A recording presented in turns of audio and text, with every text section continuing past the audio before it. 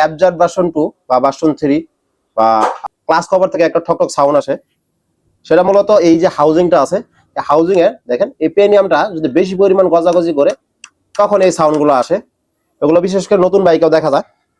এটা একদমই নষ্ট হয়ে গেছে, এটা এর আগেও রিপেয়ার করা হয়েছে, সেটা এক চান্স রিপেয়ার করে চালাতে পারবেন। এটা এর আগেও লেদা থেকে রিপেয়ার করে চালানো, এই রিফিটগুলো কিন্তু নতুন, এর আগেও রিপেয়ার করছে।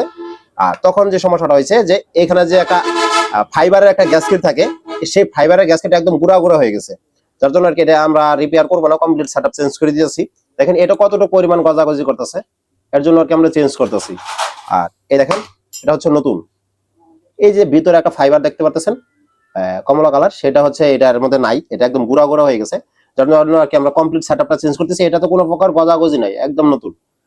মানে আপনাদের যাদের বাইকে যে ক্লাস কভার থেকে ঠকঠক সাউন্ড আসে ঠান্ডা অবস্থায় প্লাস হচ্ছে গরম অবস্থায় এই সাউন্ডগুলো আসে, আপনারা যে কাজটা করাবেন সেটা প্রথমবার যদি এক চান্স চালাতে পারবেন, সেটা হচ্ছে লেদে থেকে আপনারা এই রিফিটগুলো টাইট করে নেবেন, এই যে মাউন্টেন রাবারগুলো থাকে সেগুলো কাজ করে নেবেন, ইনশাল্লাহ সাউন্ডের সমাধান হয়ে যাবে। সেম সাউন্ডটা যদি পরবর্তীতে যদি আবার আসে তখন কিছু করা নাই, কমপ্লিট সেটআপটাই চেঞ্জ করে দেবো। আর কমপ্লিট সেটআপ চেঞ্জ করার পর ইনশাল্লাহ খুব ভালোভাবে চালাতে পারবেন, আর কোনো রকম সমস্যা ছাড়াই। এই যে সাউন্ডটা আসে বাজে সাউন্ডটা, সেই সাউন্ডটা একদম সমাধান হয়ে যাবে যদি কমপ্লিট সেটআপটা আপনি লাগান। যদি পার্মানেন্ট সমাধান পাইতে চান অবশ্যই কমপ্লিট সেটআপটা লাগাবেন, ইনশাল্লাহ ভালো পারফরম্যান্স পাবেন আর ইঞ্জিনের সাউন্ডটা একদম স্মুথ থাকবো। ধন্যবাদ।